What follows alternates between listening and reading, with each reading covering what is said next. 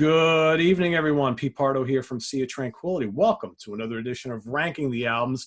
Today is Viewer Appreciation Day. We do these about once a month, and I go and hand select one of our loyal viewers to come join me on the show to talk about a topic that I know they're pretty into. So today we've got George Lamie, who's been following the channel for a long time. I love his comments.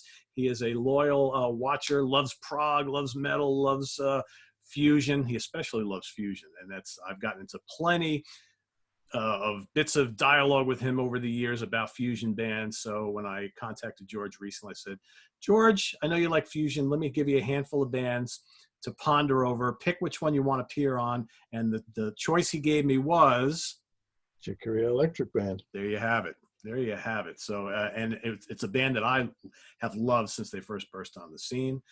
We've got 7 studio albums. That's what we're going to do. So before we get started with George's number 7, welcome to the show, George. Good to be here, man. Thanks for the opportunity. You got it. You got it. Talking music, so.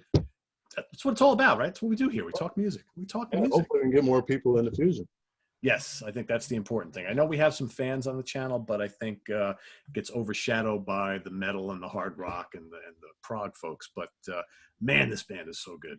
So good. So we're going to count back from our number 7 to our number 1.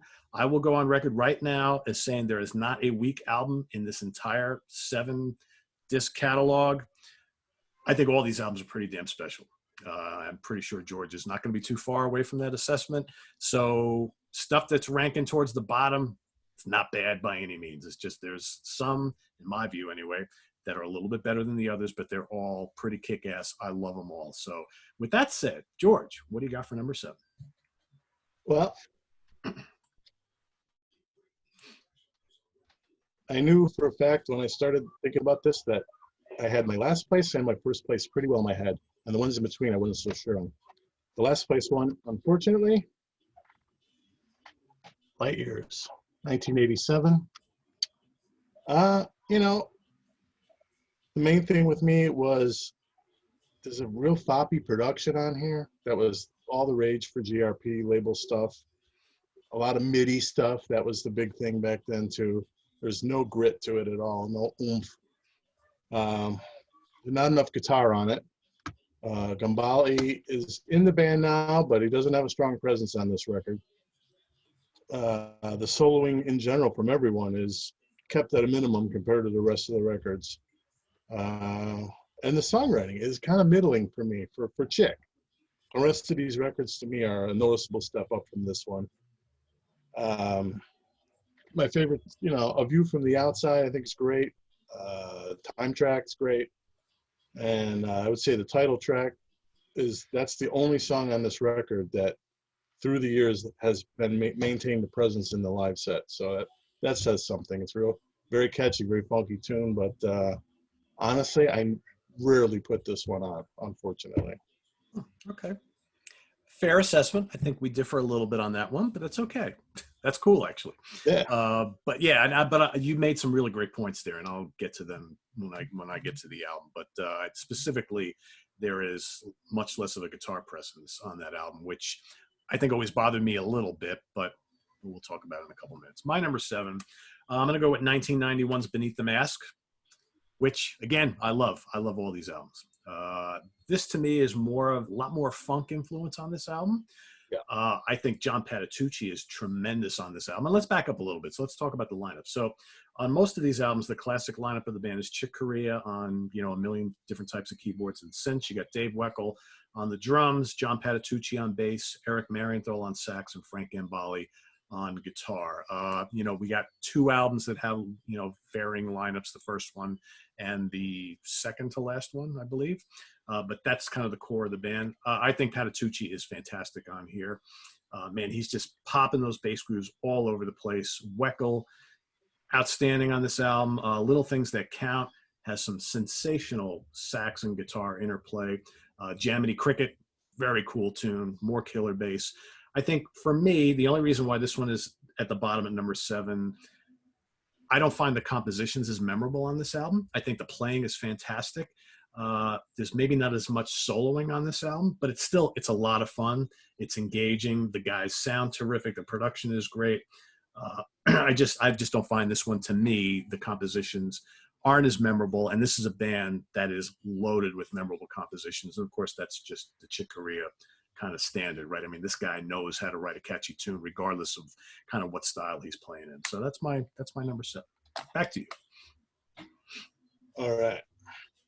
This one's probably ranked higher for most everybody else. And like you said, they're all good. So it was kind of hard to get into the meat of it here. But for a couple niggling reasons, I will say they do. Wow. Here, I'll explain. First of all, at this point, they're actually a trio. Yeah. The guitar playing on here is guest guitar. There's no sax. So they're kind of incomplete here.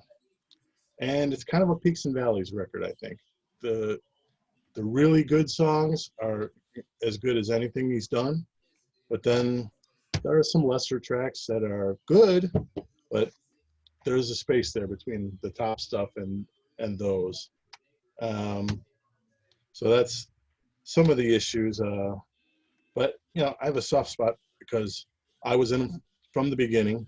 A drummer friend of mine, he brought her over and he was just like, you got to hear this drummer. And, yeah, it was like another world. I mean, when I first heard Rumble, forget about it. Yeah. You know, Got a Match is probably their most everlasting song, still in the set list to this day. Silver Temple, King Cockroach, some of the best songs. Then there's just some songs in between are like, you know, pleasant, but not as consistent as maybe some of the other records. So, and again, one of the early GRPs, so the production's a little floppy, not as Weckel's playing Simmons drums on a lot of stuff.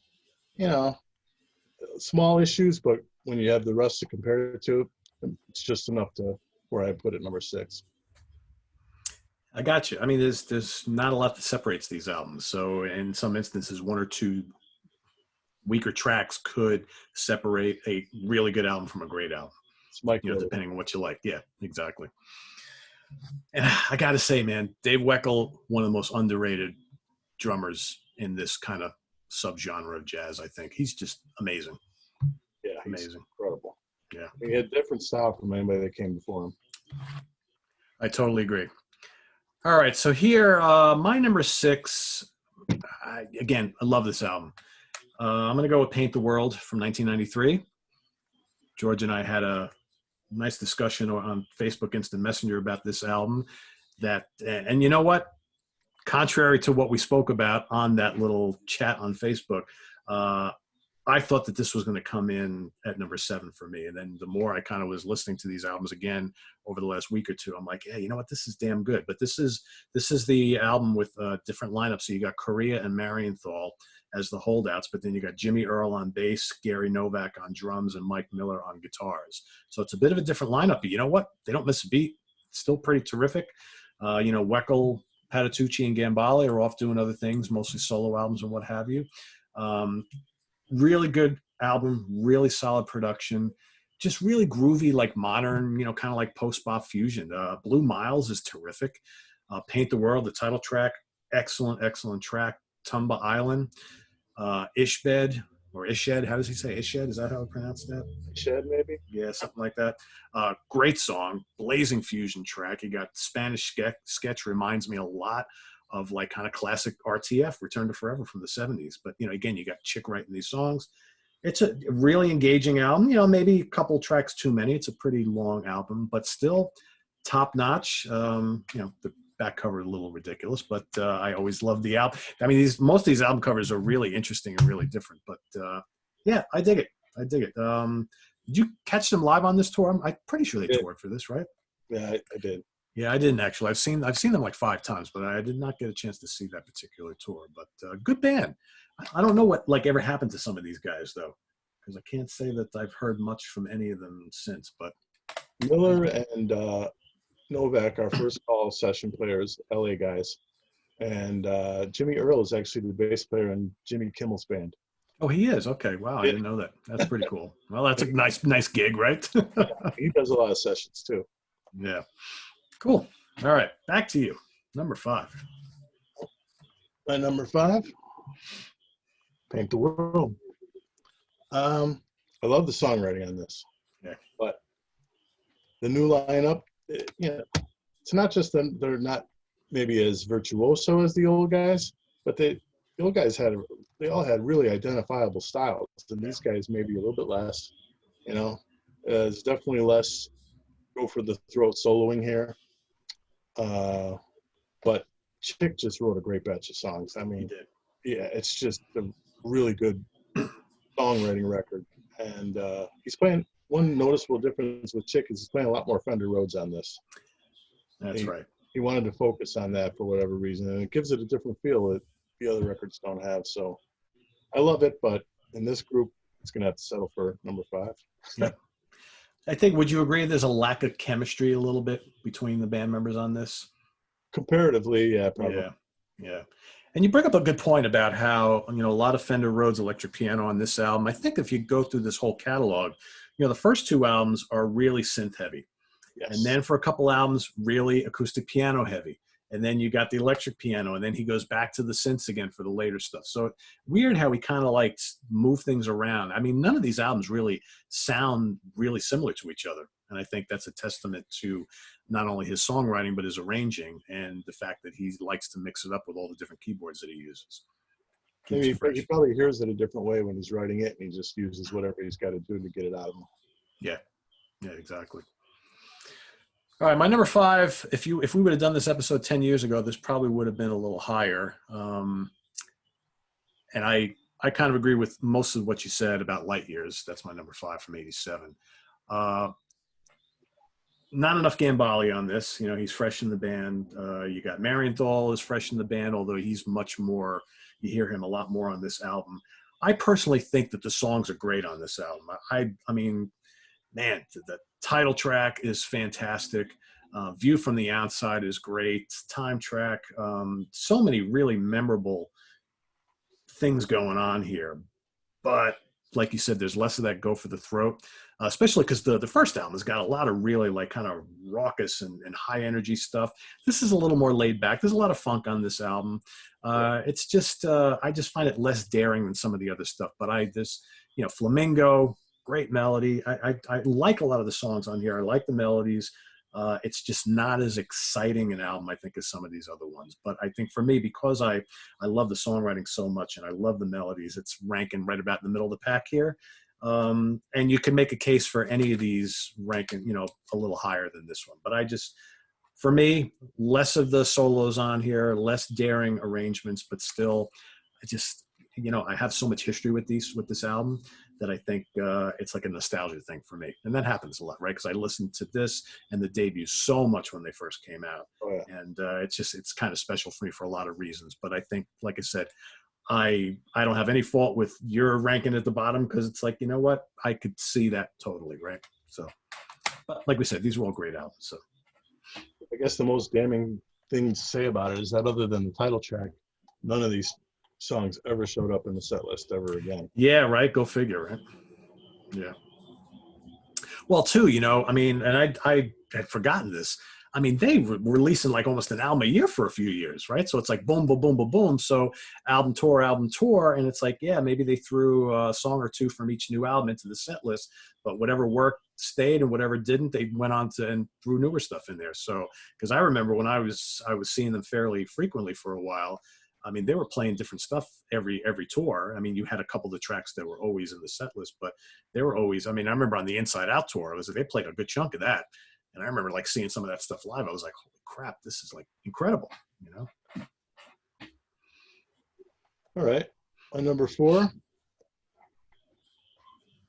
this will surprise a lot of people. This is a reunion album in 2004. I think the songs are great. After 11 years to come back and put out a record this good, I was pretty surprised. The thing a lot of people remember, and it's kind of hard to get by, there's a real bad concept to this. This is patterned after an L. Ron Hubbard sci-fi novel from the 60s or something. Who even knew he wrote sci-fi? And I don't know, how do you make a concept album without lyrics? It just seems silly to me. So you have a lot of these 2-minute interludes that are just ambient noise and, somebody scraping a piece of metal. It really, it's like a speed bump all throughout the album. So if you program those out, this turns into a much better listen. And for that reason, I have this pretty high at number 4. It's my number 4 too. Yeah, they didn't miss a beat here, getting back together, and there's some terrific material on here. I agree with you. It's like it's a concept album in name only, and the song titles obviously are meant to relate to the original book or what have you. But yeah, take the main tracks, put them all together. Dynamite album. You know what? Take all these little point of view, little segues and things, cut them in half, put them all together, cut them in half, add them to the rest of the album. You could even have a top 1 or 2 album here. That's how good the playing is. And what I like about it, it's like, I mean, this is some blazing fusion in here. It's got an avant-garde feel. I mean, this is completely different than this. There's really not a lot of really nice melodies and all that kind of stuff. This is just, the Electric Band back with a vengeance. It kind of reminds me of the Inside Out album a little bit. I think it kind of goes for the jugular, kind of like that album did.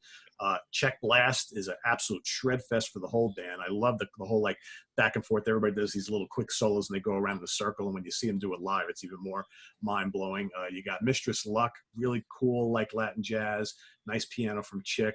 You got that Johnny's Landing tune, which is like almost 11 minutes long. Just amazing Gambale sweep picking and Marienthal kind of zigzagging in and out between them. Alan Corday, great song. The Long Passage, more Gambale mayhem on it. I just think this is amazing. And yeah, again, trim it a little bit and it's even better. But I think as is, it's just a terrific, terrific comeback from these guys. And I can't wait for more. And this was 2004? It's not 16 years ago already. 16 years. I know we could talk about when we're done, but I know that they've been working on something. So I don't know when that's supposed to hit, but can't wait. Do you have the DVD from that tour? You know what? I think I do. I think it's Eagle Entertainment. I should have it. I got a bunch of Electric Band DVDs. It's up here somewhere. Yeah. Incredible stuff. What a great band. All right. My number 3. Beneath the Mask. I think you're right. This is maybe the funkiest album. It also might be the catchiest, though. There's a lot of really catchy melodies on here.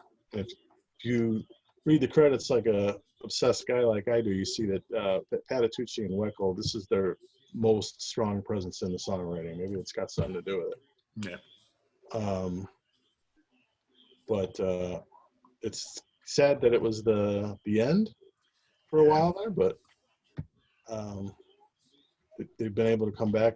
Actually, on this tour, Jimmy Earl replaced Patitucci partway through the tour, so the cracks were appearing, I guess, before that. But yeah, I mean, one of us is over 40. Charged Particles, Illusions, it's great stuff. I really like this one. Yep.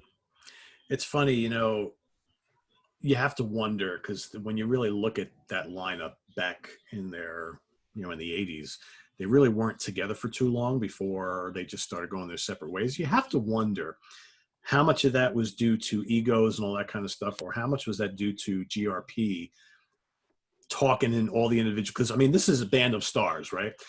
Almost all of them started going and doing solo stuff. So how much was GRP saying, you know what, go do a solo album. You know what, you could be really good on your own and all that kind of stuff. Because GRP was signing everybody back then and pushing everybody to do solo albums and whatnot. So you have to wonder. Because when you look at these albums, I mean, Light Years, the debut was 86, Light Years 87. What else? Eye of the Beholder 88, Beneath the Mask 91, Inside Out was 90. So boom, boom, boom, album, and then 4 years, they're done. Yeah. So who knows? They all had solo albums, and you know what? All of them had pretty good solo albums too. Yeah. Marienthals are a little light for me, but they are light. Yeah, they are. They are. And Gambale's, I thought the early ones were pretty ferocious, but then he started mixing vocals on them. I was like, oh, geez. Yeah. But Patitucci's were really good. Those first couple solo albums he did were kick-ass. Yeah. So, all right, where are we up to? Number 3. All right. If you would have asked me this back in like 1990, 91 or so, I would have ranked this one pretty low because at the time I was not as much into this album, but this album has really grown on me. And I think the brilliance of this record has really started to shine as I've gotten older. And that's Eye of the Beholder from 1988. I think, because, and we hinted at a little bit ago, Chick was doing a lot more acoustic piano on this album. This album is very different than the couple that came before it. And it's got a more acoustic feel to it. And it's more atmospheric. The song structure is definitely more atmospheric. Less of the kind of jamming and soloing going on here. But I think that it really works. And I think the years have been really kind to this album. Passage, great piano from Chick. Can't Miss Melody from Marienthal. You got tasty guitar licks from Gambale. You got Beauty, which has an amazing hook. Really good drumming from Weckl. Trance Dance, killer grooves. Nice and complex. You got the guitar, sax, piano rumbling along underneath. You got the Latino flavors, right? You got Amnesia, which absolutely burns. You got, Gambale just goes to town on that particular one. You got the 2-part Cascade thing here, which is roughly, about 7 minutes long or whatever. Gorgeous melodies and really classy album. I think, a lot of these albums kind of burn with the intensity and all that kind of stuff. I think this is like the real majestic, classy album in the entire catalog for me. And I dig this one a lot. I can only agree. Number 2, Eye of the Beholder. I can only echo your thoughts. It finally got an organic sound after those first 2. Chick playing a lot more piano, which for me, as much as I like him on keyboards, piano is where it's at for Chick. I just think he's even more impressive on piano.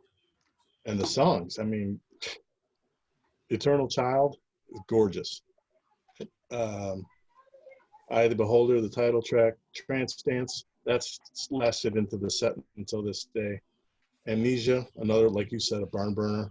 It's just, the whole thing is great. But like you, back then, I thought it was a little light in the loafers. It's a lot of soprano sax, which doesn't bite as much as tenor. But you get older, you get a little more mature. This one really hits me. Yep. That's my number 2.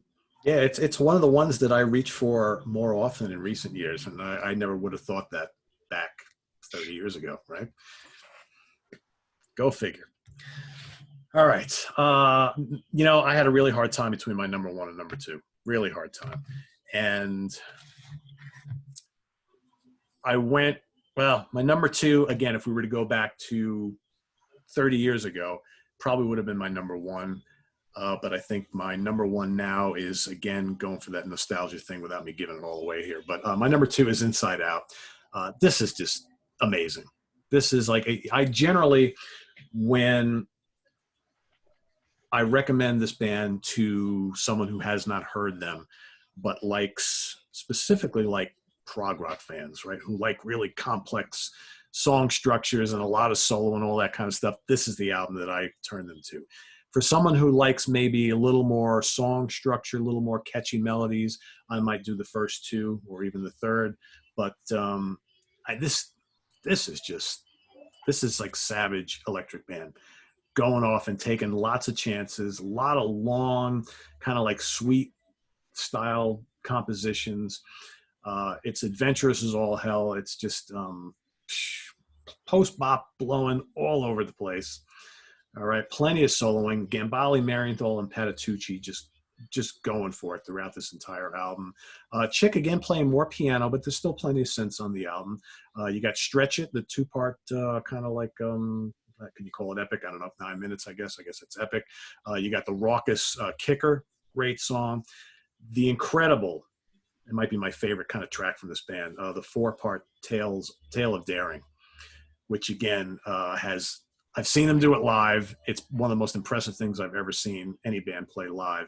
And it's just to see those guys doing these quick little 15-second bursts and then passing it on to the next guy and then going around in a circle. It's just unbelievable. Whether you're just listening to it here on the CD or whether you've seen it live, it's absolutely jaw-dropping. Just an amazing album. Again, classy stuff.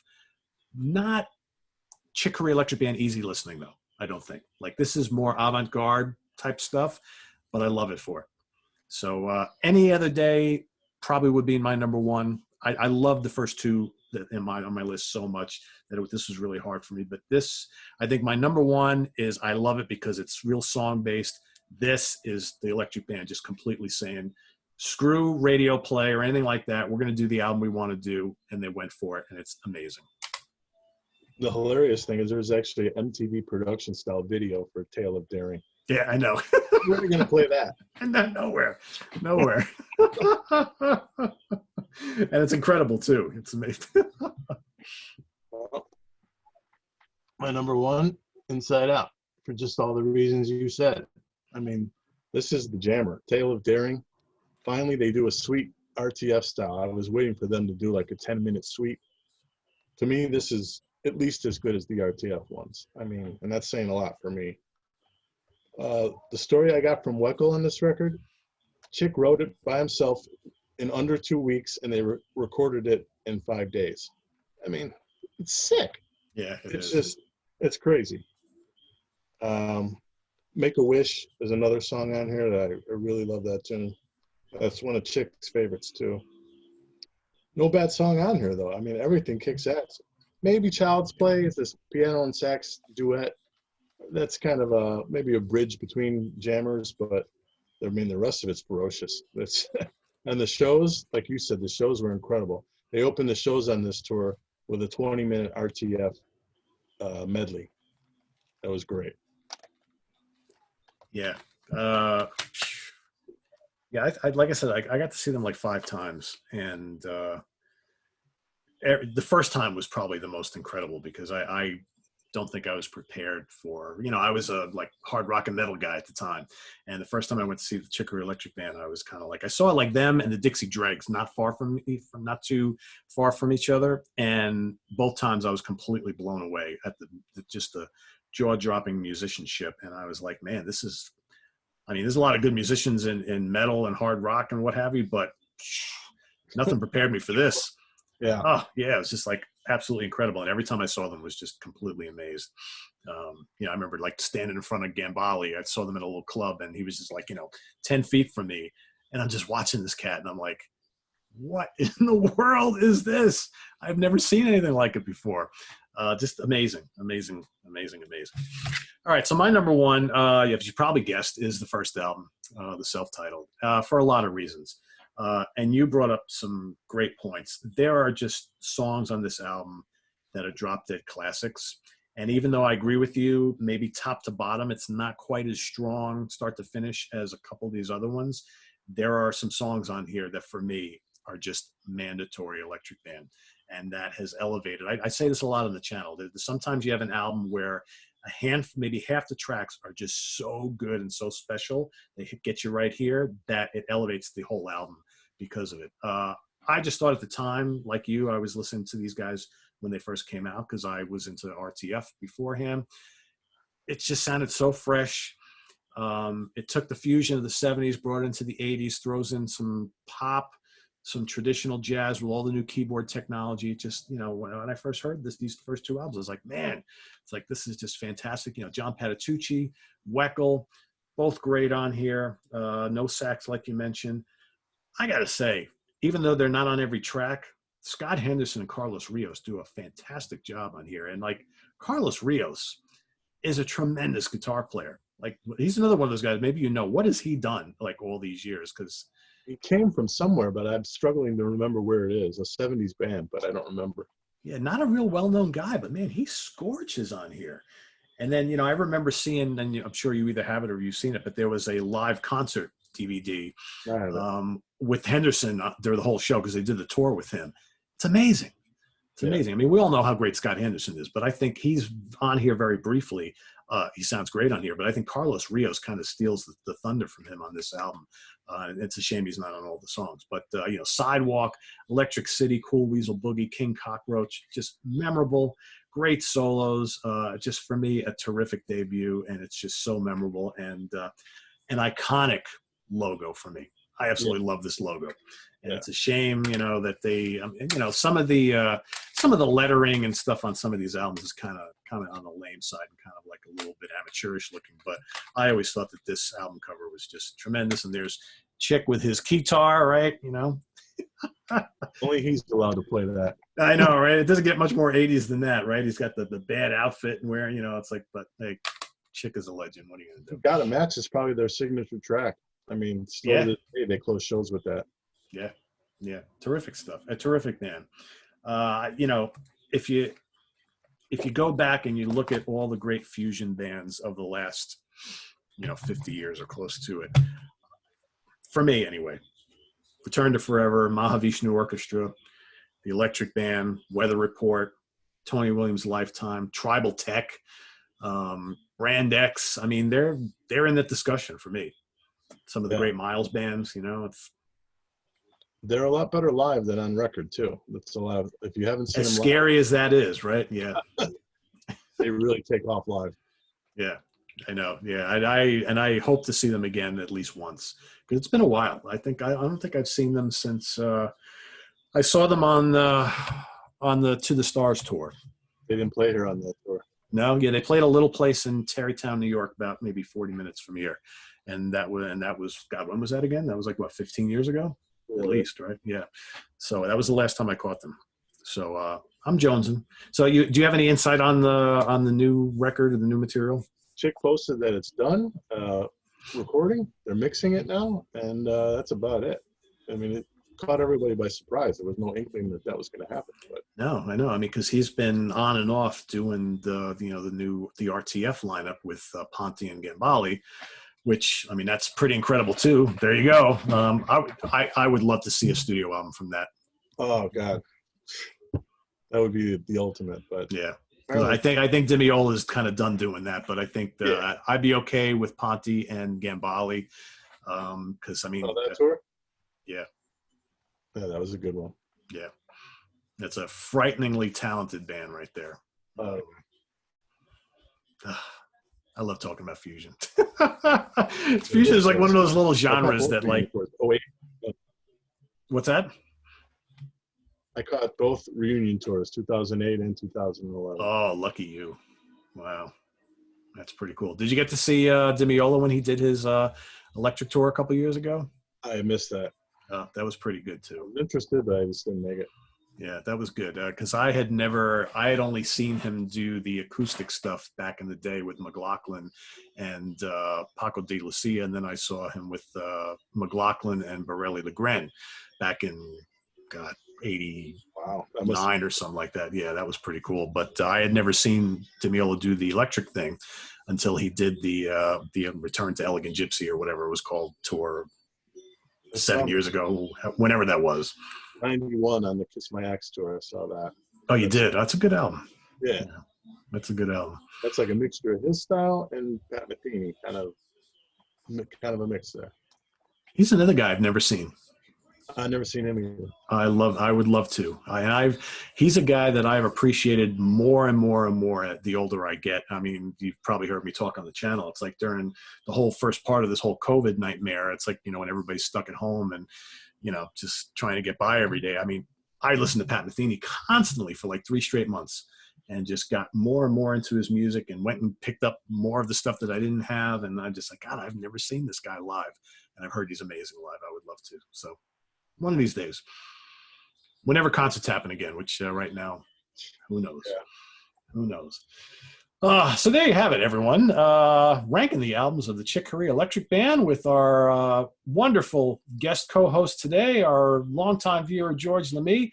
I would like to thank him for coming on the show. Hope you had a good time here, George. I think this was fun, a great discussion of a great band. So we urge everybody to rank these albums as you like them, all right? And there's no right or wrong answers here. I think we can all agree that this is a pretty top-notch catalog. And if you haven't listened to any of these albums, I know we're going to get questions like, I've never listened to them before. Where's a great place to start? Well, start with our top 3, each one. I mean, let's go out and get them all. I mean, it's only 7 albums. Let's go out and get them all. You cannot go wrong here. Cannot go wrong. They're all good. Any which way you want to start is a good way. So there you have it. So visit us on the web at www.seatranquility.org. We're on Facebook. We're on Twitter. Of course, we're here on YouTube all the damn time. For George Lamie, I am Pete Pardo. Thanks, everybody. We'll see you again tomorrow. George, thanks a bunch. We'll see you soon. Good to do it. Bye-bye.